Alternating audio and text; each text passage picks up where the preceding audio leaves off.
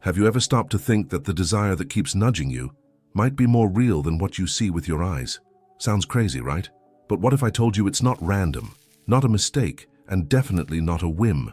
What if it's actually a sign, a direct call from your soul pointing you to a new destination, a secret code from your consciousness reminding you of what you were born to experience? While the world screams that you need to forget it and be more rational, Neville Goddard whispers the opposite. Listen to your desire.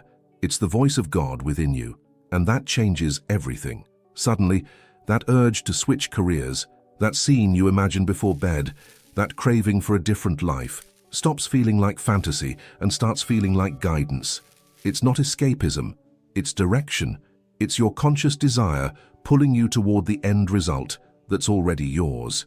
If you've never understood why certain desires keep chasing you, especially when everyone around you says to let it go, this message is for you. Today, you're going to learn how to decode those inner signals, uncover the hidden purpose behind your wanting, and most importantly, use all of that to reshape your reality from the inside out. Once you get this, you'll realize that living in the end was never about waiting. It's always been about stepping into it. Now, you know that sudden desire that shows up in the middle of an ordinary day? That feeling in your chest, almost like a memory of something you haven't lived yet? Yeah, that's not random. It's like your soul sending you an inner signal saying, hey, pay attention to this. Desire is this invisible bridge between where you are and where you're meant to be, something that's already written in a deeper layer of your consciousness. A lot of people dismiss this inner impulse, treating it like some fleeting whim. But if you've studied Neville Goddard's teachings, you know desire isn't the beginning of the story. It is the story. It reveals a hidden truth, a reality that already exists and is just waiting to be translated into a living scene through your imagination. That's why imagination creates reality, because desire is the first spark of conscious creation. And what's fascinating is that even before you had the words to name that desire, your soul already knew. It had been whispering backstage, just waiting for you to tune in. Once you start listening to your desire, you realize that every real longing is a message from the future. And that brings up a powerful question. If your desire is that precise, could it also have a deeper purpose? Every conscious desire, even the smallest one, carries a hidden map. It shows you where you are and where you could be if you started living from the end of that desire. Sometimes it shows up as restlessness or discomfort. Other times, it's a quiet but persistent hope. Either way, it reveals a gap, a space between your current state and the version of you that already exists inside your imagination. Take someone who suddenly feels the urge to speak in public. It's not just about microphones and audiences. That desire points to something deeper, more courage, more self-expression, more authenticity. In other words, it reveals where growth needs to happen. That's exactly where the law of assumption steps in. It invites you to step into that new state now, even before there's any outer proof. Once you realize your desire isn't just a whim, but a personal call to grow, everything shifts. Neville Goddard said desire is a non-verbal promise. It only keeps poking at you because it's already possible. No wonder so many people feel stuck when they try to silence what they truly want. They're rejecting their own invitation to evolve. Desire is that inner trampoline your soul wants to bounce from, to expand into the next version of you. And if it's that precise, maybe it also comes with built-in intelligence. There's a quiet belief out there that our desires are random, just boredom, comparison, or ego. But that's a dangerous illusion. True desire, the one that lingers, that keeps coming back even when you try to shake it off, comes with structure. It doesn't show up by accident. It carries direction, clarity, and purpose. All you have to do is pause long enough to really hear it. When you feel a conscious desire rising, the real question isn't, does this make sense, but rather, what part of me is trying to come alive through this? Often, the answers don't come in words. They come in feelings, images, even synchronicities. That's why turning your desire into a vivid scene is so powerful. You take that inner signal and build a new state of being around it. And just like Neville taught, feeling is the secret. Nothing in the universe happens by chance. Not your thoughts, not your longings. To ignore them is like putting your fingers in your ears while your inner GPS is screaming, go this way. The more aware you are of that, the more clearly you see the connection between desire and the invisible force that actually shapes your life, imagination. And once you get that, then something incredible starts to unfold. The moment desire shows up, something gets activated in your mind. images, possibilities, new scenarios. Most people think they're just daydreaming, but what's really happening is this. Your creative imagination is being switched on, and that's where real power lives. Imagination starts shaping the desire into a new inner reality, and when that inner state becomes more real than the outer world, that's when manifestation begins. Neville Goddard made this clear. Imagination isn't just for passing time, it's the beginning of creation. When a desire rises and, instead of doubting it, you close your eyes and start living from the end, everything rearranges itself. You begin seeing inner scenes as if they're already happening. You hear the sound of your win. You feel the vibration of already having it. That's when desire, imagination, and manifestation become a living loop. So every time a desire shows up, try something simple but powerful. Pause and imagine. But imagine with your heart, not with rushed thoughts. If your desire is financial freedom, picture yourself walking into the bank smiling. If it's love, see yourself laughing with that person over something silly. That connection between your desire and your inner vision is what gives form to the invisible. And once that image is alive and it's time to deepen it, desire without form fades fast. But when you shape that inner pull into a vivid emotional scene, simple, alive, and felt, something shifts. You start speaking the language of your subconscious, and that's when the conscious desire begins to take root. The technique is simple. Pick a moment after the desire is fulfilled and mentally live in that scene as if it's happening right now. Picture someone who wants to pass a big exam. Instead of saying, "I hope I pass," it's more effective to visualize celebrating with loved ones, holding the results in their hands, hearing words of congratulations. The sounds, the smiles, the hugs, all of it awakens the feeling of the wish fulfilled. And just like Neville Goddard taught, feeling is the secret. The more real that scene feels, the more your inner world aligns with the desire. You don't need a long or complicated scene. A 10-second vivid moment truly felt can do more than hours of dry visualization. The key is to translate your desire into a rich emotional image your mind can accept as already done. That's the path to living in the end. And once you start feeling like it's real, what's stopping you from being the person who already has it? Most people don't realize that desire isn't just a far-off dream. It's fuel. It's the starting point for living in the end. That practice, where you embody the state you want right here, right now. When a true desire shows up, it's like your soul inviting you to step into a new version of yourself.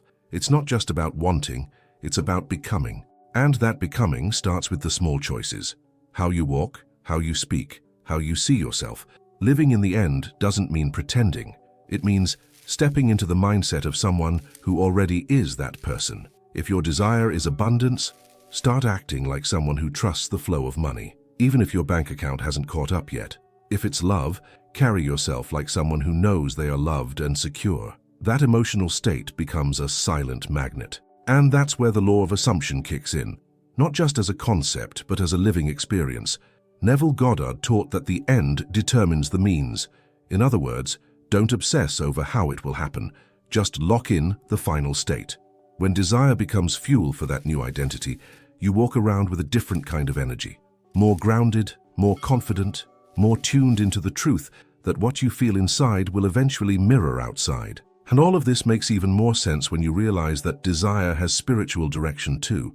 Every persistent desire isn't just a wish, it's a soul signal. It's like a built-in compass pointing you toward expansion. When you treat your desire with reverence, it stops feeling like a craving and starts revealing itself as part of your spiritual map. It's the place your soul wants to grow into. It's your inner signal whispering, "This is where you become more of who you really are." You know those desires that keep resurfacing over the years, no matter how much you try to forget them. That's not coincidence. They're stubborn because they're sacred. And the wildest part, they don't come from ego. They come from your deepest self. Neville Goddard used to say that listening to desire is listening to the voice of God within you. Every nudge is a clue to who you're becoming and the reality you're ready to claim. That's why you've got to block out the noise and trust the desires that light you up. They show you what's trying to emerge. If you feel drawn to move cities, write a book, start a business, or have a child, see that as a revelation, because it is. A conscious desire isn't about having more, it's about becoming more. And if it's pointing you somewhere new, what happens when you ignore the call? Ignoring a true desire is like hitting the snooze button on an alarm that's trying to wake you up to something bigger. At first, it feels harmless. You rationalize, delay, pretend it's not that serious. But over time, that denial turns into frustration, numbness, even physical symptoms. When desire is suppressed, your inner state gets confused.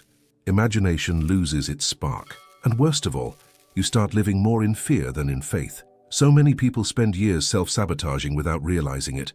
They say things like, "It's silly, now's not the time," or "Other people have it worse." But those thoughts only feed a mindset of lack.